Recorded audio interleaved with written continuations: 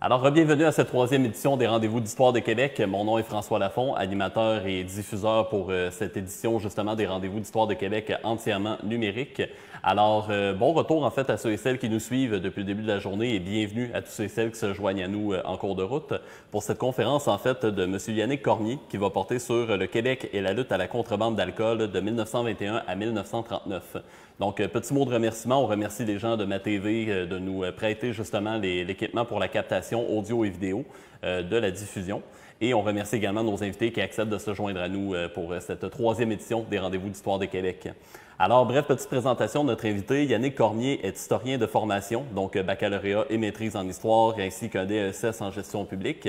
Il a été chercheur à l'ENAP, de même qu'il a travaillé comme chercheur invité en Allemagne, à l'Université de la Sarre, à l'Université libre de Berlin, ainsi qu'à l'Université de Freiburg. Spécialisé en histoire des organisations policières et des enjeux de mémoire collective, il a été coordonnateur en patrimoine et protocole de la Sûreté du Québec et historien en titre de cette organisation de 2009 à 2016. Alors, on lui souhaite la bienvenue et je lui cède à l'instant la parole. Alors, bonjour à tous, toutes. C'est un véritable honneur pour moi de venir vous faire une conférence aujourd'hui relativement à la lutte à la contrebande d'alcool au Québec de 1921 à 1939. La présentation du personnage au cœur de cette histoire est à peine nécessaire. Le contrebandier, en anglais, qu'on dit plutôt le bootlegger, qu'on nomme ici en souvenir des colons américains qui cachaient des bouteilles dans leurs bottes, est une image très forte de la mémoire collective en Amérique du Nord, qu'on soit au Québec, au Canada ou sinon aux États-Unis. Dans la plupart des cas, la connaissance que nous avons de lui vient surtout de la tradition orale, sinon tout simplement de la mémoire collective. Les sources sont approximatives et rares. Il ne faut pas être trop sévère envers les historiens. On n'a que des journaux, des archives de procès, des commissions d'enquête, sinon des récits de mémoire biaisés, soyons un petit peu sévères, des fois un peu mal écrites. Sinon, d'excellentes petites histoires locales ou régionales qui alimentent le récit. Comme dans toutes les histoires de crimes et de policiers, cependant, on ne perce jamais totalement le mystère. Dans... Oh, il faudrait me passer... Oui. Il faudrait me passer ça, merci.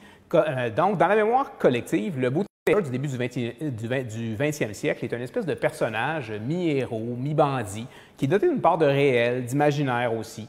Un criminel qu'on pourrait dire folklorique, un aventurier avec des moyens qui sont supposément souvent impressionnants, qui n'est pas nécessairement méchant et qui s'inscrit parfaitement, encore une fois, dans les histoires locales. Le bootlegger, en fait, il faut se le dire, c'est surtout l'archétype ambigu et idéal d'une époque qui ne nous concerne plus vraiment. Il se consacre à faire le trafic d'un produit qui, à l'époque, est criminalisé, sinon fortement réglementé et qui n'est plus du tout dans la même situation qui est, par rapport à aujourd'hui, à savoir l'alcool. Alors, en pleine période de la fameuse prohibition, soit les années 1920-1930, le bootlegger fait donc force à des forces de l'ordre, la police, celle d'une autre époque, qui s'inscrivent aussi dans la même histoire et qui souffrent exactement de la même ambiguïté. Les acteurs policiers, si on peut, encore une fois la photo s'il vous plaît, merci. Les acteurs policiers et leurs organisations sont relativement connus, parfois sont mélangés avec les récits et sont aussi dans une situation impossible. Ils ont peu de moyens et d'effectifs, des enquêtes. Ils se retrouvent dans un contexte avec des enquêtes difficiles à faire, une faible formation. On les soupçonne d'être tolérantes, parfois même corrompues ou même de mèche avec le crime organisé. Alors, à quel contexte est-ce qu'on a affaire exactement? Comment s'y retrouver? Moi, je vous propose donc aujourd'hui de faire une présentation qui va dresser un historique de la lutte à la contrebande d'alcool au Québec de 1921 à 1939. Mais pourquoi spécifiquement est-ce que je m'attarde à cette période, 1921-1939? Qu'on se comprenne bien, avant 1921, il y a des contrebandiers, il y a des bootleggers, il y a des forces de police aussi qui ont à s'affronter. Écoutez, si on parle de la question de la contrebande d'alcool, on pourrait remonter à l'époque de la Nouvelle-France avec la contrebande d'eau-de-vie. Donc, ça ne date pas d'hier. Et pour ce qui est de 1939, pourquoi spécifiquement est-ce qu'on s'arrête à 1939? Bien, c'est bien sûr le déclenchement de la guerre 39-45.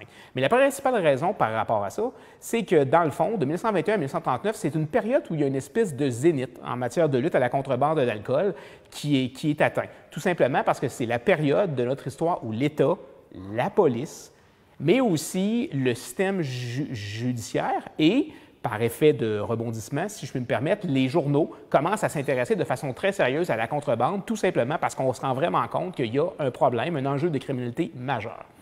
Alors donc, un peu de contexte pour essayer de bien se situer. La question de l'alcool a longtemps été controversée. Comme je vous ai dit, on pourrait revenir au temps de l'eau-de-vie, de la Nouvelle-France, etc. La morale religieuse, le maintien de l'ordre, l'hygiène de vie, les permis d'hôtel et d'auberge et bien sûr, l'argent sont en jeu.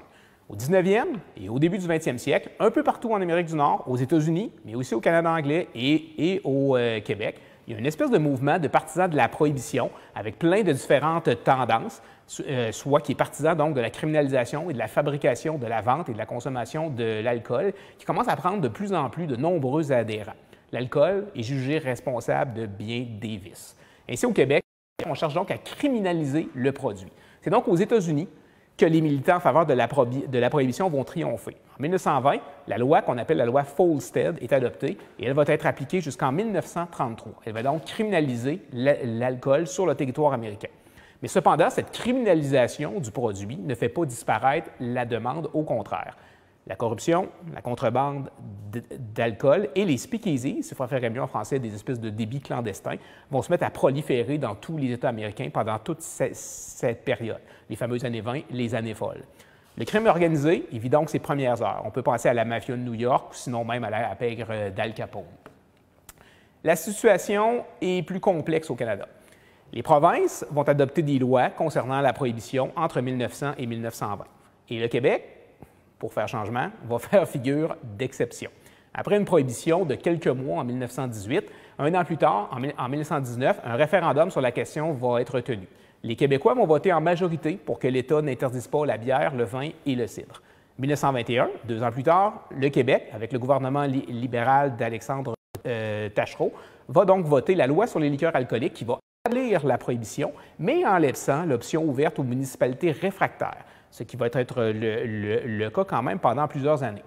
Le Québec devient ici le seul endroit en Amérique du Nord où la prohibition n'a pas force de loi sur l'ensemble du territoire. Cette législation va entraîner aussi, par le fait même, la création d'une agence, soit la Commission des liqueurs du Québec, en 1921, si vous préférez mieux, l'ancêtre de la Société des alcools du Québec.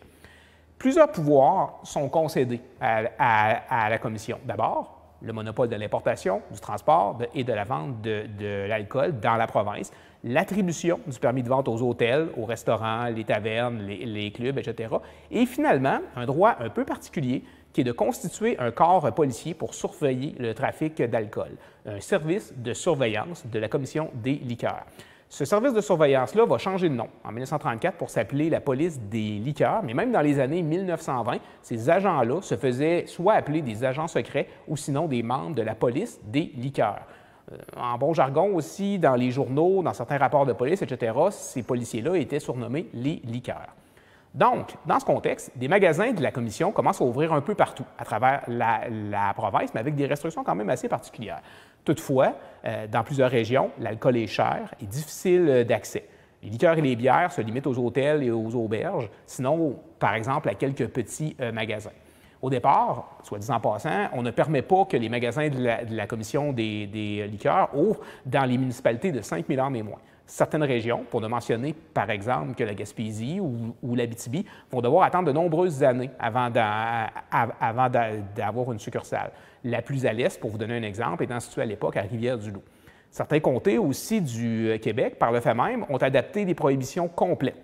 Alors donc, on se remonte dans une situation extrêmement paradoxale. Il y a des endroits avec des grosses proportions de population où on a des succursales de la Commission des liqueurs. Dans certains comtés qui ont adopté des prohibitions complètes, on dit que ce sont des comtés qui sont secs. Et puis après ça, on a des comtés qui sont mouillés, qui, eux, sont tolérants par rapport à la question de l'alcool. Étrange paradoxe, étrange situation. Alors, imaginez la demande un petit peu sur un produit qui fut jadis en vente libre, qui est désormais interdit un peu partout à travers l'Amérique du Nord, en tout cas aux États-Unis et dans la grosse majorité des provinces du Canada anglais. Le contexte est idéal, d'abord pour faire son propre alcool, sinon pour acheter ou vendre illégalement. Et soit dit en passant, en 1921, c'est deux traditions qui sont à l'époque quand même assez connues au Québec. C'est ainsi que, malgré la légalisation dans les années 20-30, on continue quand même à acheter de l'alcool de contrebande. Le trafic et la demande d'alcool donnent l'impression D'abord, de provenir de réseaux criminels bien organisés qui travaillent de concert avec le crime organisé américain. Mais ce n'est pas aussi simple que ça. La demande vient aussi de populations locales qui veulent un verre et qui souvent, disons, tolèrent, sinon s'accommodent bien de la présence des contrebandiers sur le territoire. Par ailleurs, avec la prohibition sur le territoire américain et au début des années 1920 au Canada anglais, Montréal et plusieurs régions du Québec, par le fait même, deviennent, sans trop le vouloir, des plaques tournantes du tourisme, excusez-moi. Les Américains se retrouvent donc assoiffés d'alcool du jour au lendemain, qui viennent d'ailleurs en quelque sorte. On peut penser au whisky, au rhum, au vin de Saint-Georges, des spiritueux en tout genre, ou même sinon de l'alcool frelaté. Pour répondre à cette demande, les bootleggers, les contrebandiers, vont commencer à se faire connaître un peu partout. Les journaux, les archives des tribunaux de l'époque recensent des cas dans toute la province, mais à des degrés différents. Donc, toutes les régions du Québec sont impactées, à des degrés qui sont variables, par un phénomène qui n'a absolument rien de nouveau, mais qui commence à prendre une ampleur sans précédent et qui est difficile à chiffrer. On ne peut pas prétendre, quand on est historien, savoir combien de contrebandiers sillonnent le Québec avec leur marchandise. Un recensement complet et objectif est à peu près impossible. Si j'arrive ici, il y a un enquêteur de la Gendarmerie royale du Canada qui a écrit ses mémoires, un des très rares, qui s'appelle Joseph Lacasse, qui a été enquêteur à cette époque, à savoir dans les 1930 et dans les années 1930, et qui va être posté en Gaspésie pendant plusieurs années et qui, bien sûr, va devoir combattre les contrebandiers. Lui-même reconnaît dans ses mémoires qu'un nombre extrêmement élevé de contrebandiers vont réussir à passer entre les mailles des filets de la police. On peut par contre affirmer que ce sont, cependant, plusieurs centaines de causes qui sont traitées annuellement dans les tribunaux des sessions de la paix. Sinon, dans les cas plus graves, là où le code criminel doit être appliqué, ceux de la Cour du banc du roi. Peu importe. Le fait est que la Gaspésie, le Bas-Saint-Laurent et leurs côtes, de même que les régions plus frontalières comme le Témiscouata, l'Estrie, les cantons d'Est, la Montérégie, donnent clairement l'impression d'être les plus touchés par la contrebande. C'est là que des personnages et des récits, disons, pittoresques vont commencer à apparaître dans les discussions, sinon dans les journaux.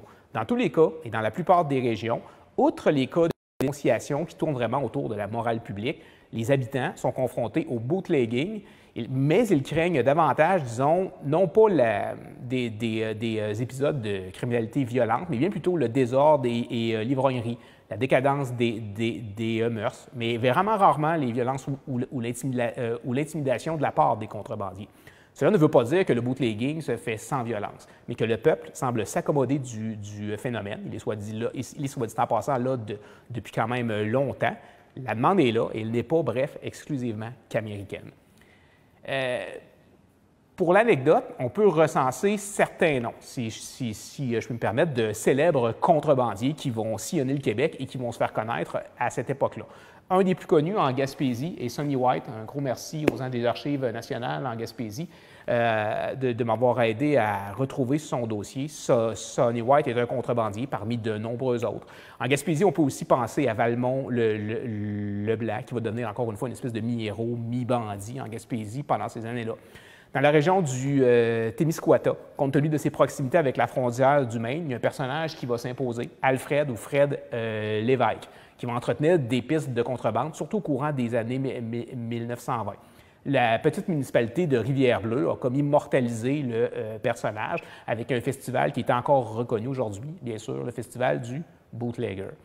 L'Estrie et les cantons de l'Est vont aussi être impactés par la contrebande et ont leur propre récit. À Sutton, à Quaticook, à Fredericksburg et j'en passe, tous ont quelque chose en mémoire.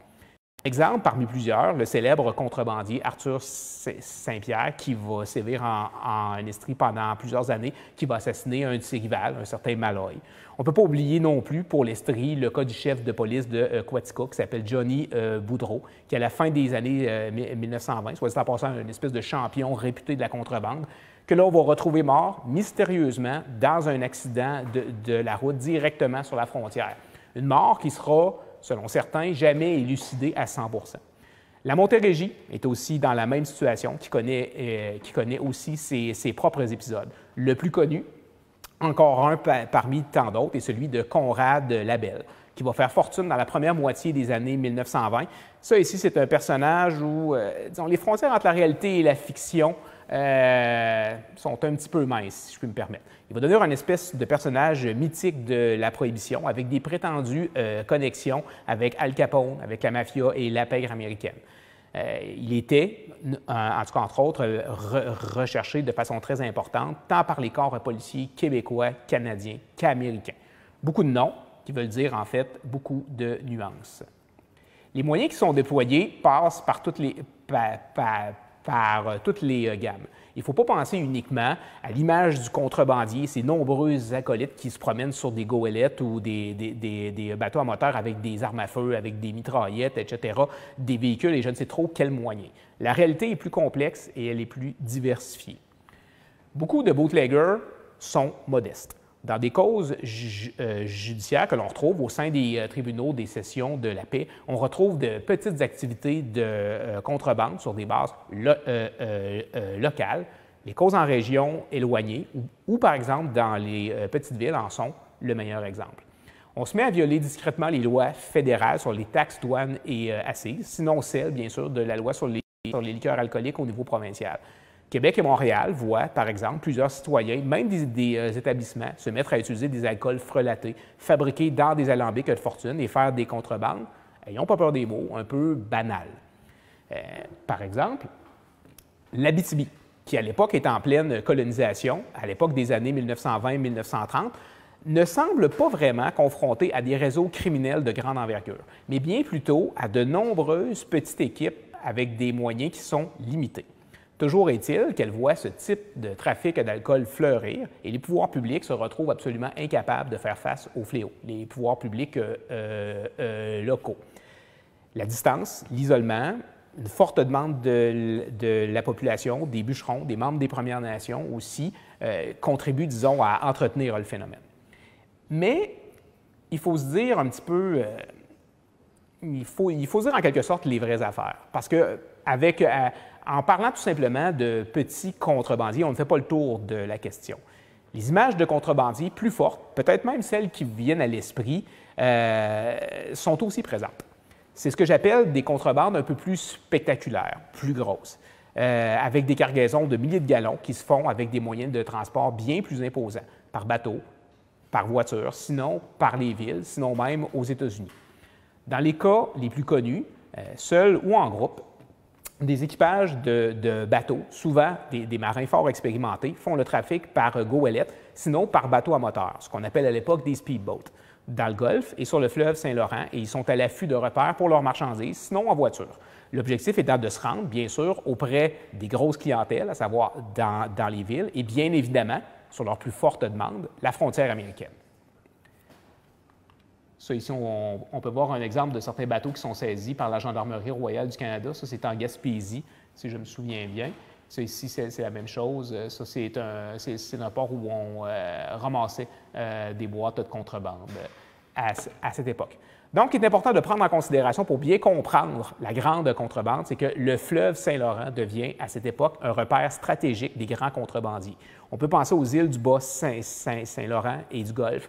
On peut parler de l'île d'Anticosti, sinon de localités comme l'île Verte, sinon l'île aux Coudres. On peut parler aussi de Matane, de Bic, de Cacouna,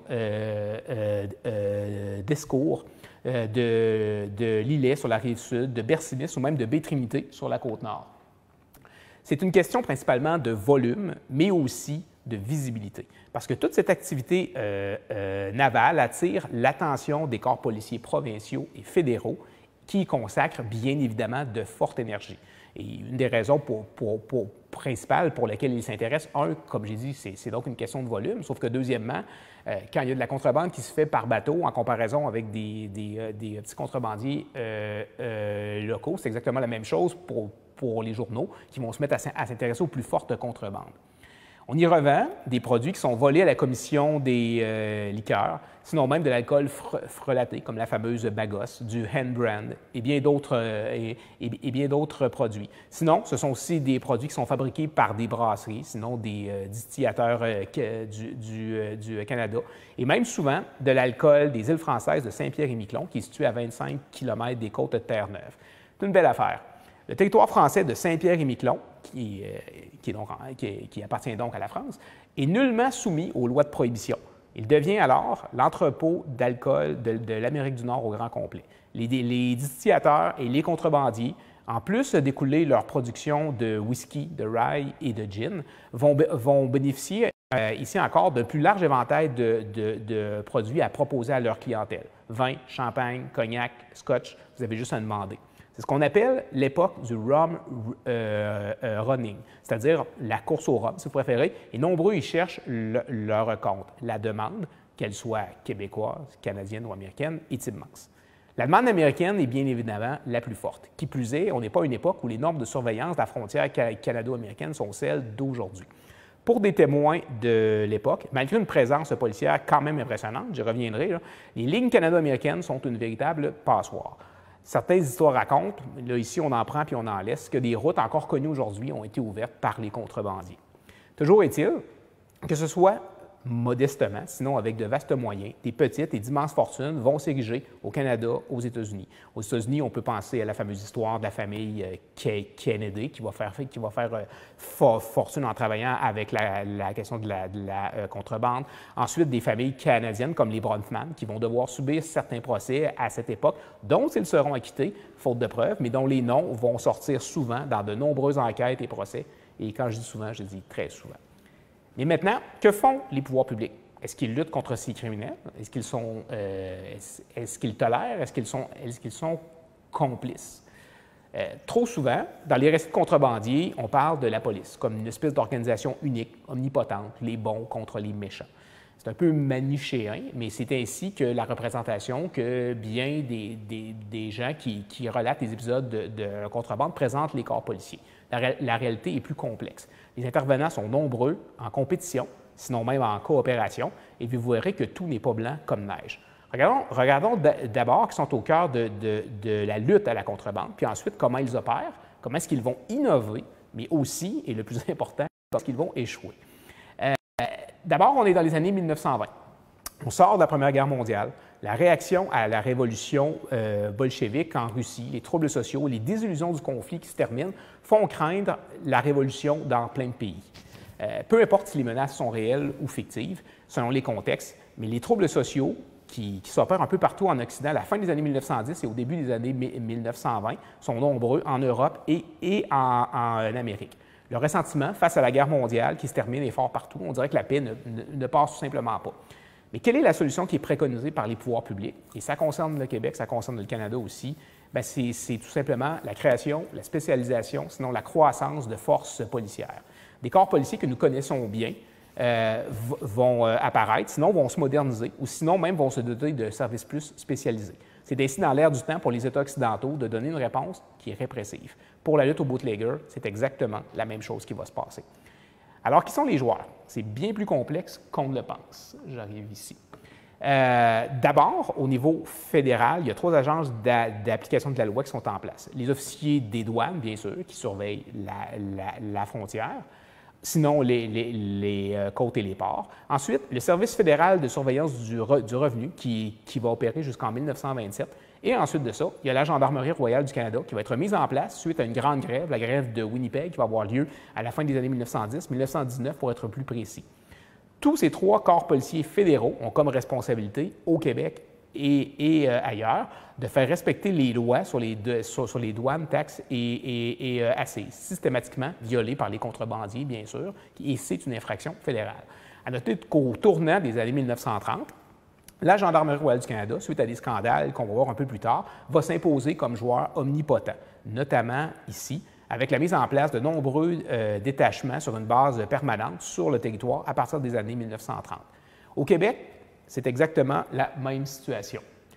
La principale décision qui va se prendre en matière de développement des corps policiers dans les années 1920 va se trouver dans la loi sur les liqueurs alcooliques. La commission possède ici le droit de créer sa propre agence d'application de la loi. Comme je vous ai mentionné, on l'appelle le service de surveillance, sinon la police des liqueurs à partir de 1934. Le corps policier est composé au départ d'une trentaine d'agents qui sont répartis en 2 districts pour la province au grand complet, Montréal à l'ouest et Québec à l'est. Très important de prendre une information en note, les corps policiers provinciaux, que ce soit la police des liqueurs ou même la Sûreté provinciale du Québec, n'ont pas de poste permanent en région. Pour ce qui est du recrutement, pour devenir un policier, que ce soit la police des liqueurs ou à la Sûreté, on est dans une situation très particulière, pour ne pas dire délicate.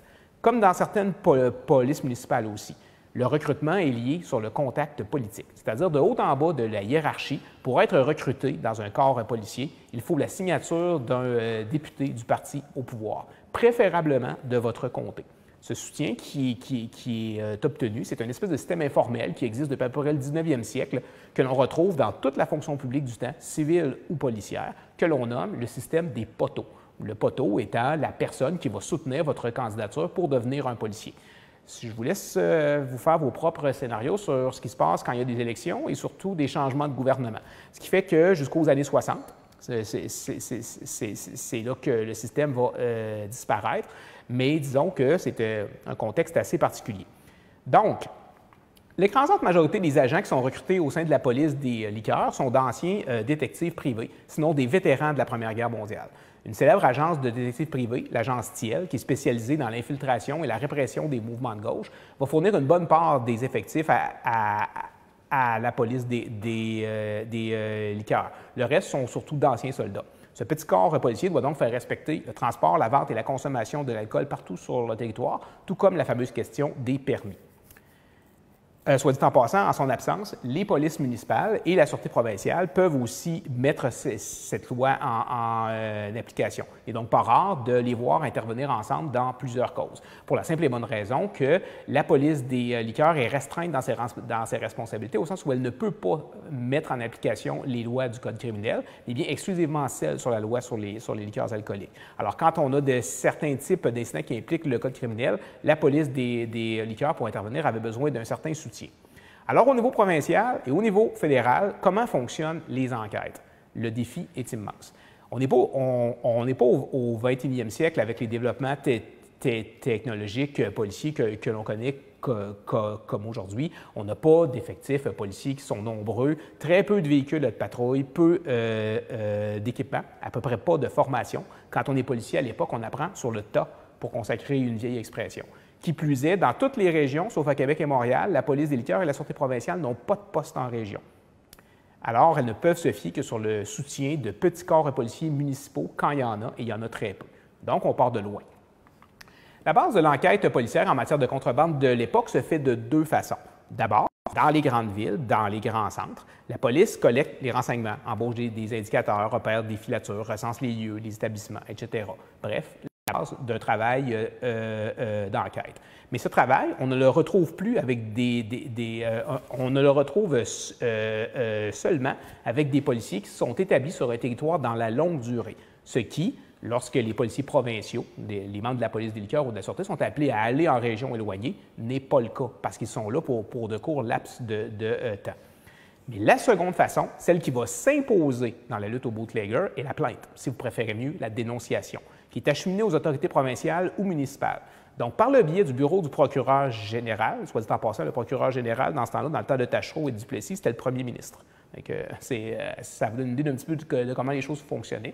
Donc, par le biais du bureau du procureur, on reçoit et analyse des lettres et des correspondances très nombreuses et on assigne les corps policiers qui sont compétents et disponibles pour aller faire les enquêtes. Les plaintes proviennent de partout et donnent le ton. On dénonce que la contrebande d'alcool nuit à la paix sociale, aux bonnes mœurs chrétiennes, à la famille, au bon père, elle mène à la violence, au désordre, etc., etc. Les acteurs qui dénoncent sont extrêmement diversifiés. Des citoyens, des femmes, des voisins en colère, le curé inquiet pour sa paroisse, des évêques, des cultivateurs, des députés, des maires, des entrepreneurs, etc., écrivent des lettres de tous les tons au procureur. En voici une, comme par exemple du curé Joseph Caillé de la ville de Parent. Ça, c'est tout près de La Tuque, si je me souviens bien, à l'attention du procureur général en juillet 1928. L'assistant du procureur, Charles Langto, va demander à la commission des liqueurs de déployer des effectifs. Je lis. Monsieur le procureur, on m'annonce que jeudi prochain, le 26 juillet, un groupe de 100 bûcherons doivent arriver ici sur le train numéro 11 qui arrive à Parent à 6 heures du matin. Le passage de ces gens est d'ordinaire l'occasion de contrebande et de vente illicite de boissons enivrantes par des gens de ce village. Ce serait, je crois, l'occasion aussi de pincer ces malfaiteurs. Je vous suggère de nous envoyer des policiers secrets de la commission des liqueurs qui partiraient de Québec mercredi soir. M. Blanchard, qui est constable chez nous, sera sur le train à partir de La Tuque. Ces policiers pourraient donc s'entendre avec lui pour qu'il les renseigne en détail sur les gens surveillés. C'est d'ailleurs lui-même qui m'a suggéré de faire la chose. Les individus qu'il faudrait surprendre sont des gens rusés qui font le métier de vendeurs et de trafiquants depuis très longtemps. Ils ont plus d'un tour dans leur sac. Par conséquent, il faudrait 2 policiers experts qui viendraient ici habillés en lumberjacks, pas trop bien rasés, pas trop propres, avec un pack-sac rébarbatif. Ils pourraient même prendre des allures de gens sous, sinon un peu éméchés. Enfin, je me fie à vous pour choisir les gens qu'il vous faudra. Inutile de vous dire que vous nous rendriez un service immense. Est-ce que ces lettres fonctionnent? On peut dire que oui, mais pas toujours. Les cas où les suivis de plainte ne sont pas traités tant par le procureur que par les policiers sont fréquents. Un policier retraité que j'ai fait en entrevue il y a quelques années m'a raconté qu'avec la police des liqueurs avec laquelle il travaillait dans les années 50, il n'était pas rare de voir des plaintes faites contre des gens plus proches du pouvoir ne jamais faire l'objet de suivi. Mais cela n'empêchait pas pour autant les policiers de faire des causes et des enquêtes en région éloignée. C'est dans ce contexte, donc, que les polices au Québec vont devoir innover et vont imposer, peut-être sans le vouloir, une adaptation et aussi une première réflexion d'envergure sur les enjeux de professionnalisation de leurs propres organisations. Au niveau provincial, la police des liqueurs propose une professionnalisation de ses services pour répondre à la criminalité en croissance.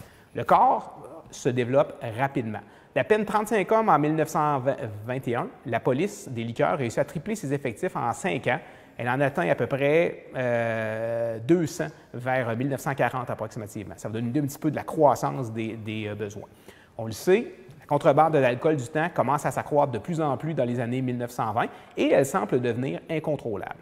Ce trafic entraîne d'autres crimes plus graves aussi. Il faut quand même le reconnaître. Dans plusieurs cas, on est confronté à des vols, des agressions armées, des meurtres, des enlèvements et de la prostitution dans toute la province.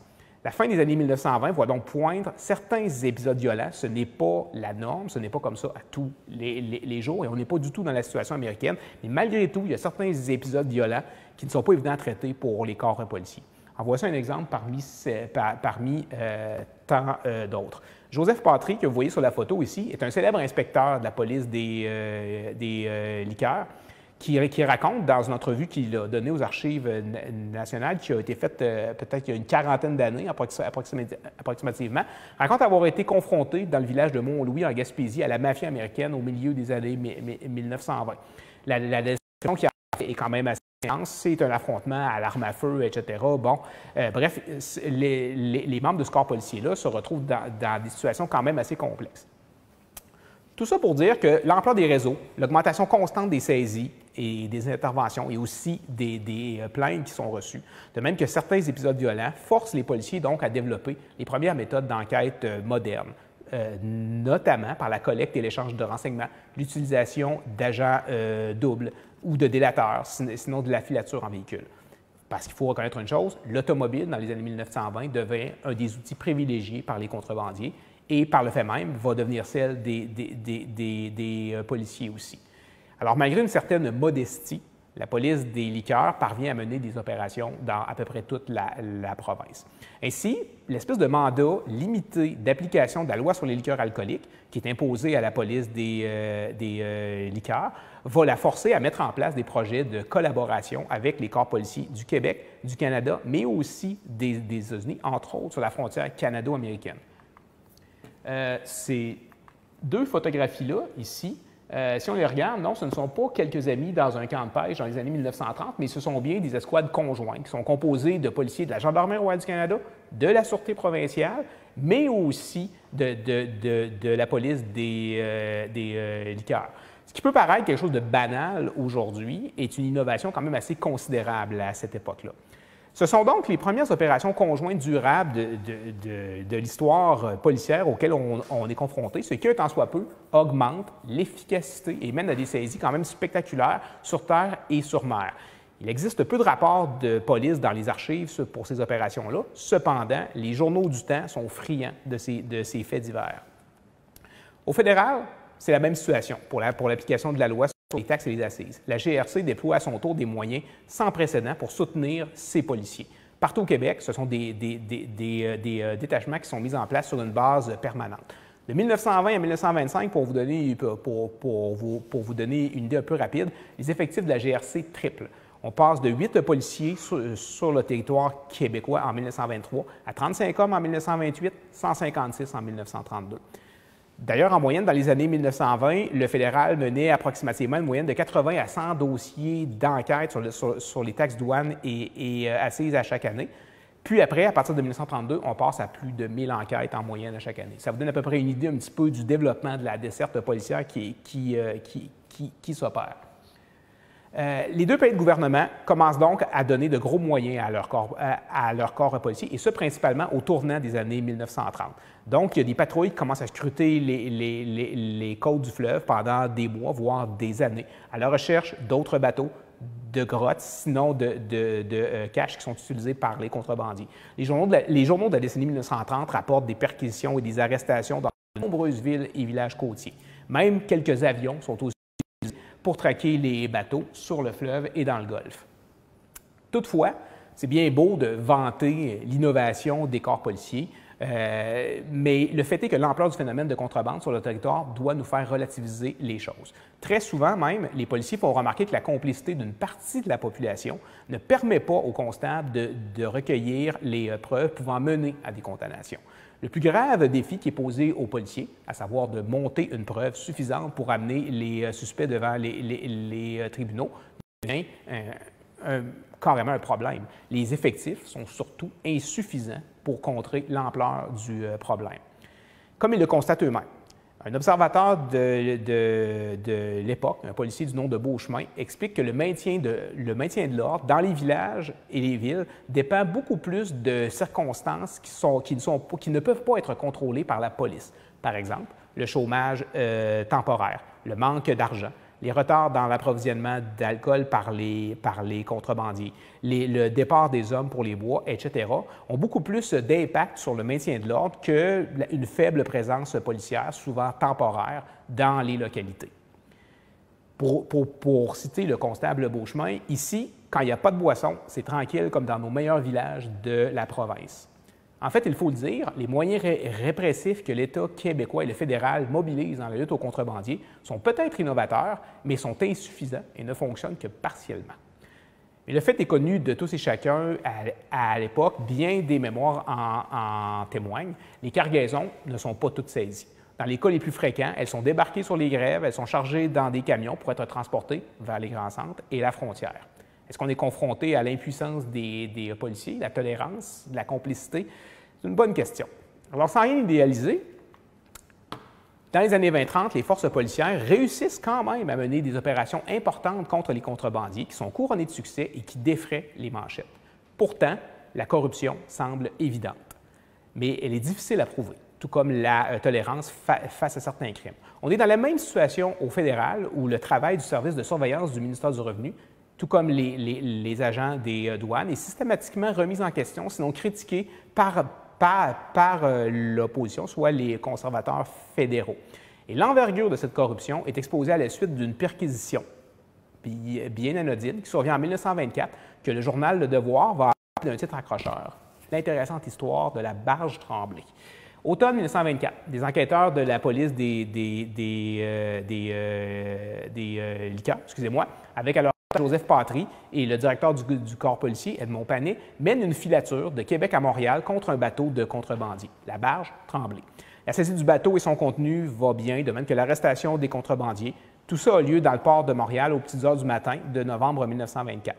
En pleine perquisition, comme par hasard, un certain Bisaillon, le chef du département des douanes à Montréal, donc de compétence fédérale, intervient durant la saisie et insiste sur le fait que cette opération est de juridiction fédérale. Après concertation avec leurs supérieurs, Patry et Panet doivent plier. L'alcool est saisi par les douanes et on laisse même les bootleggers aller. Sauf que Panet poursuit son enquête et découvre rapidement que Bisaillon est de mèche. Il a déposé dans les jours suivants, écoutez bien ça, plus de 50 000 $ dans son compte en banque, mais en beau bill du Dominion de 1924. Donc, une fortune. Et comme par hasard, M. Bisaillon possède aussi une propriété à Beebe, en Estrie. Pour ceux et celles qui savent c'est où, Beebe, c'est une petite municipalité qui est située directement entre les États-Unis et le Canada. Je vous laisse faire vos propres déductions. À la suite de cet incident, l'opposition conservatrice au fédéral rage et demande la création d'une enquête sur la corruption dans le service douanier canadien, qui va s'appeler l'enquête Stevens. Le rapport du comité va révéler, 2 ans plus tard, une corruption et un laisser-aller massif dans le service des douanes, qui implique aussi des politiciens fédéraux. Une commission royale est rapidement mise en place pour continuer l'enquête. Et jusqu'en 1927, la commission va récolter à travers le pays au complet des témoignages démontrant l'existence de la corruption à tous les niveaux de gouvernement. On apprend également que les brasseurs et des distillateurs ont contribué à des campagnes politiques et tant fédérales que provinciales. Par la suite, la commission va poursuivre des employés, des officiers et des dirigeants de nombreuses distilleries, brasseries et aussi des compagnies d'exportation à travers le pays au grand complet. Sauf qu'aucun des grands producteurs de liqueurs au Canada va être condamné, faute de preuves. Dans tous les cas, la responsabilité de l'application des lois sur les taxes, douanes et accises va être étendue à la Gendarmerie royale du Canada de façon quand même assez importante. Et la GRC va parvenir, pendant ces années, à supplanter les responsabilités des autres agences d'application de la loi. Fait étonnant, en tout cas, la quantité de saisies et d'interventions du fédéral en matière de lutte à la contrebande d'alcool va commencer à se dynamiser au tournant des années 1930. Ce scandale, qui est de loin le plus important de l'époque, va donner l'impression assez évidente d'une tolérance, sinon d'une corruption du politique, à savoir une lutte au crime, sauf qu'il y a une espèce de lutte au crime qui va quand même tenter de se faire, malgré le contexte. Il ne faut pas oublier qu'on peut faire les déductions qu'on a envie de faire, à savoir qu'il y avait une tolérance et une corruption, sauf que ça n'empêchera pas les corps policiers de réussir à faire des saisies et des perquisitions importantes. Plusieurs procès d'envergure vont avoir lieu au Québec au tournant des années 1920-1930. Et les exemples sont nombreux. Ce qu'on constate, c'est qu'il y a des opérations de la police des liqueurs, de la Sûreté provinciale et de la Gendarmerie royale du Canada qui vont avoir lieu tout particulièrement en Gaspésie et dans le Bas-Saint-Laurent. Début des années 1930, les témoins sont nombreux. Les citoyens, les mémoires de policiers, sinon même les journaux, vont témoigner d'une croissance exponentielle de la présence policière dans ces 2 régions du Québec. Un des exemples les plus connus, 1933-1934. La presse commence à s'intéresser à un procès contre 3 individus et leur bande, disons, de bandits qui sont arrêtés pour contrebande. Un vaste réseau de bootleggers est démantelé par la GRC et la police des liqueurs dans une opération qui a mobilisé des dizaines de policiers provinciaux et fédéraux à l'automne 1933. Antonio Graveline, un autre dénommé Pius et Alfred Lévesque, que je vous ai déjà mentionné à Rivière-Bleue, auraient dirigé sur terre et sur mer des dizaines d'hommes en Gaspésie, dans le Bas-Saint-Laurent et jusque dans la région de Québec depuis des années. Leur procès, un parmi plusieurs à l'époque, va défrayer les manchettes en 1934 et va exposer l'ampleur du phénomène. Lévesque pour le Témiscouata et Graveline et Pius pour la Gaspésie étaient donc les patrons des expéditions. Les condamnations vont être nombreuses et on va mettre en valeur, parfois un peu exagérément, l'efficacité du système judiciaire. On peut se targuer du bon coup, voire de l'efficacité de cette opération-là. Mais pourtant, comme partout ailleurs, la contrebande reprend de plus belle dans les mois ou les semaines qui suivent, comme souvent ailleurs après chaque grosse opération. Sauf que, malgré cela, le constat d'un échec à la contrebande devient malgré tout de plus en plus clair. Au fédéral, c'est l'enquête Stevens. Au provincial, les dénonciations sont aussi à la même époque. 1928 à 1934, pendant 6 ans, les critiques à sortir dans les journaux. L'opposition officielle au provincial de Camille Hood, puis de Duplessis jusqu'en 1936, va talonner le gouvernement mené par les libéraux de Taschereau sur la question. Le travail de la police des liqueurs est systématiquement questionné. Certaines pratiques sont remises en question. Le pouvoir policier, dans le cadre de la loi sur les liqueurs, et c'est une loi civile, tourne autour de l'arrestation sans mandat, qui est menée par la police des liqueurs, qui va être questionnée jusqu'à la fin des années 1930. Il faut juste comprendre que cette loi dote les policiers des pleins pouvoirs lors de perquisitions et permet un arbitraire assez évident en matière d'application de la loi sur les liqueurs alcooliques. Une loi qui ne relève pas du code criminel. Cette loi, le principe de l'arrestation sans mandat, ne sera pas réformé avant de nombreuses décennies. Qui plus est, les méthodes d'investigation et la collecte de renseignements, surtout dans les régions où les causes sont plus difficiles à faire, si je peux me permettre, tournent essentiellement autour de plaintes qui sont formulées par les citoyens. Les journaux, les policiers et même le clergé parlent d'un régime de dénonciation qui s'est mis en place et qui mine la moralité et les bonnes mœurs. Donc, l'opposition conservatrice à Québec affirme que la commission des liqueurs, avec son corps policier, encourage les mouchards, voire la délation de la part des citoyens lors de nombreuses opérations de police. L'opposition officielle va même aller jusqu'à réclamer une commission d'enquête publique au provincial en 1931 sur la question de la contrebande, qui n'aura jamais lieu. De plus, un autre malaise. Dans les grandes villes, Québec et Montréal, la rumeur publique, et elle va durer pendant des décennies, commence à dénoncer des problèmes qui sautent aux yeux. En plus de la lutte contre les contrebandiers, on voit apparaître à la même époque un certain favoritisme dans la vérification des permis qui sont octroyés aux hôtels, aux tavernes, aux débits de poissons par la police des liqueurs. On la soupçonne d'exercer une certaine forme de tolérance en matière d'infraction pour ceux qui ont voté, entre guillemets, du bon bord, sinon qui financent le parti au pouvoir. La pratique était connue dans le temps de Taschereau, mais est moins visible, puisque l'heure, dans les années 20-30, est plus à la lutte aux contrebandiers plutôt qu'à l'indignation devant les permis de bar, les bars clandestins et j'en passe. Cependant, cette problématique-là va devenir vraiment plus visible au temps de l'Union nationale, surtout à Montréal dans les années 40 et 50. Il ne faut pas oublier aussi que les policiers provinciaux, que ce soit à la Sûreté ou à la liqueur, sont également nommés selon leur député de comté, ce qui crée un lien de proximité assez discutable. Alors, Taschereau, visiblement, à partir du début des années 1930, cherche à contrôler le message. Il mandate donc un réformateur en 1929 à la tête de la Sûreté provinciale, le commissaire Maurice-Charles Lalonde, qui a pour mission de proposer des réformes à la sécurité publique.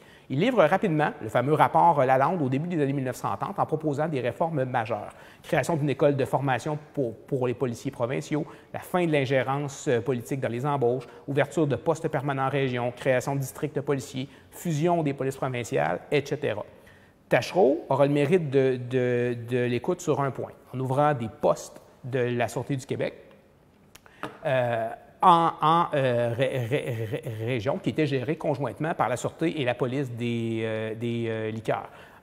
Ces premiers postes-là font leur apparition au début des années 1930 en Abitibi et un de leurs gros mandats est, entre autres, la lutte à la contrebande. En 1934, Taschereau aussi amende la loi de police et décrète que la police des liqueurs ne sera plus sous le contrôle de la commission, mais va relever aussi directement du procureur général. Sauf qu'en 1936, Duplessis devient premier ministre.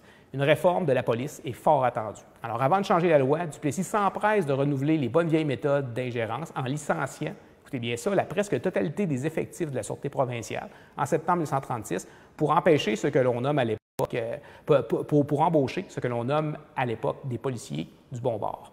Pour éviter de se pencher sur les problèmes de la police des liqueurs aussi, il fait la même chose, sauf qu'en plus, il contraint le corps policier à l'inaction de septembre 1936 jusqu'à mars 1937.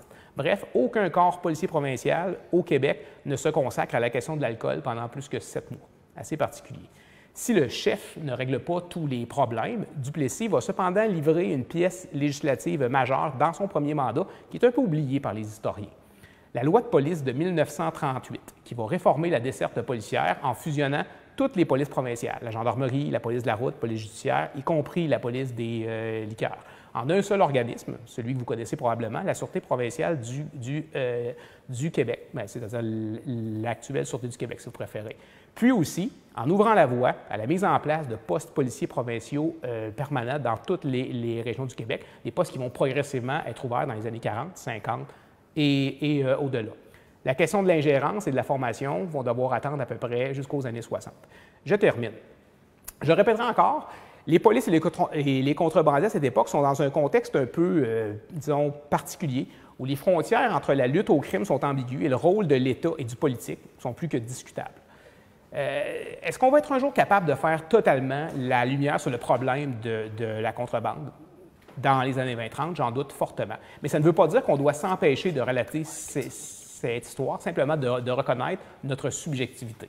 S'il y a une chose qui est sûre, ce qui peut ressortir de l'épisode de la lutte à la contrebande d'alcool au Québec dans les années 20-30, c'est qu'elle fut fondamentalement un échec.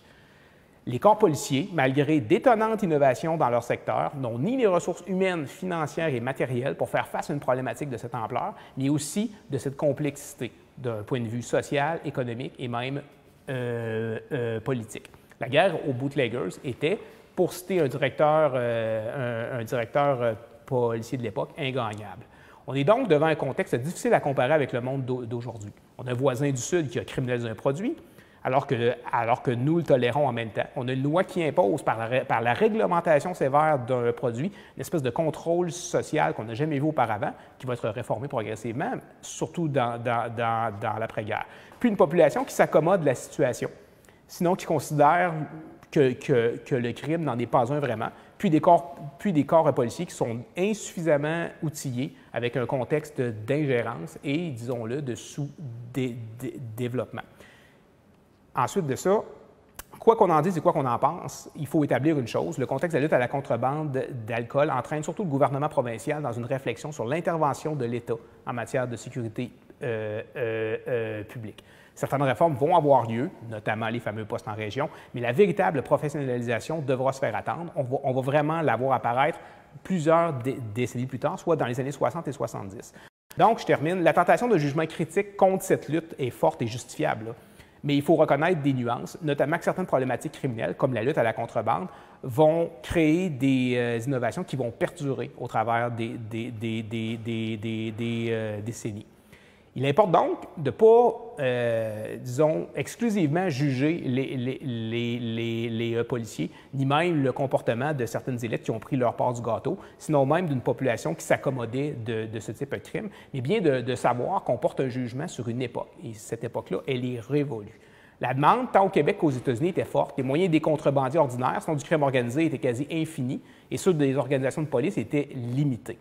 La fin de la prohibition aux États-Unis en 1933 résout en partie le problème, mais ne le fait pas disparaître pour autant. C'est vraiment la Deuxième Guerre mondiale, en 1939, qui diminue les opérations de police.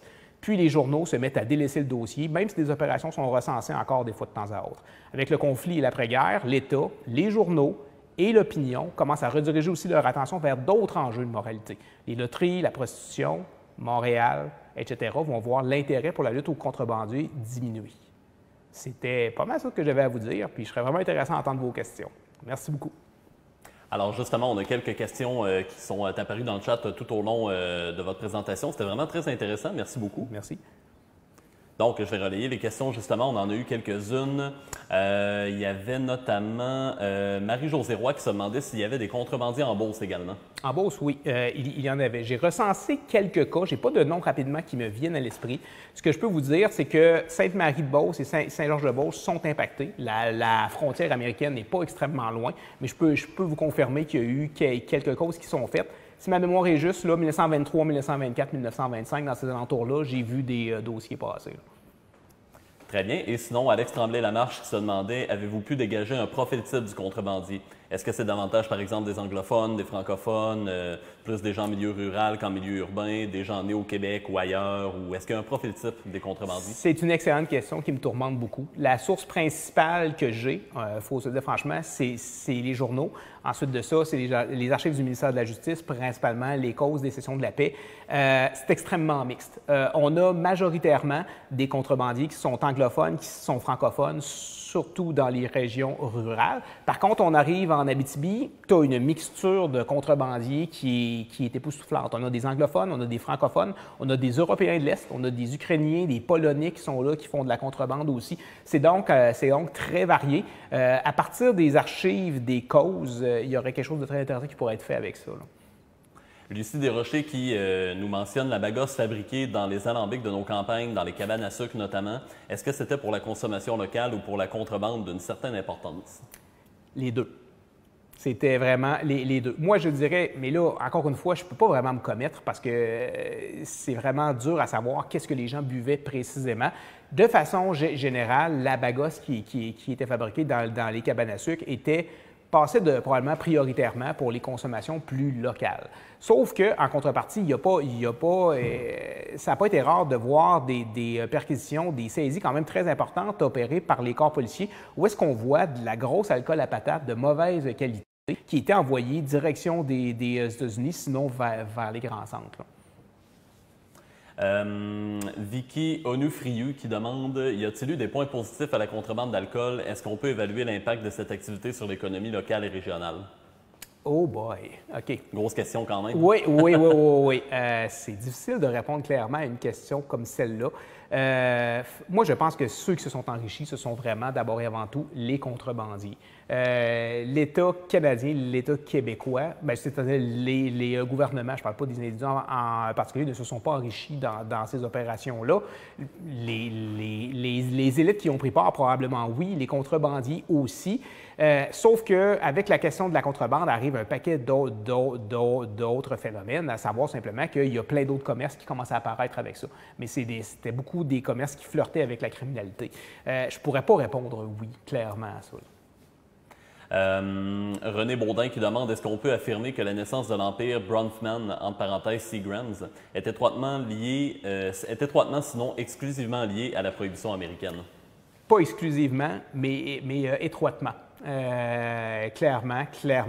Faut bien comprendre que la question de l'Empire Bronfman est délicate au sens où, à la lumière de mes recherches, il faut clairement comprendre que les Bronfman ne sont jamais formellement condamnés. Mais les noms ressortent continuellement dans un paquet de dossiers d'enquête, sinon dans des jugements, mais ils vont s'enrichir fortement avec le contexte de la prohibition américaine. Merci beaucoup, Monsieur Yannick Cormier, pour cette conférence vraiment très intéressante sur la prohibition de l'alcool. C'était vraiment très enrichissant. Les gens dans le chat semblaient beaucoup apprécier également. Okay. Donc, à vous, justement, cher public, merci encore une fois pour votre belle présence pour ce troisième live qu'on fait justement sur le Facebook Live des Rendez-vous d'Histoire de Québec, donc pour cette troisième édition. On remercie encore une fois également l'équipe de MaTV de nous prêter l'équipement de captation audio et vidéo pour nous permettre justement de faire des lives vraiment d'une très belle qualité professionnelle. Mon nom est François Lafont, je suis animateur et diffuseur officiel pour les Rendez-vous d'Histoire de Québec et également diffuseur sur Twitch.tv sous le pseudonyme L. Frank, donc chaîne d'histoire et de jeux vidéo. Alors, on se retrouve également pour notre part dans une demi-heure à 16h pour documenter finalement la collection, le mobilier du monastère des Augustines. Donc, une autre conférence à ne pas manquer aux alentours de 16h. Alors, soyez des nôtres encore une fois et on vous remercie encore une fois d'avoir été des nôtres pour cette conférence sur la contrebande d'alcool.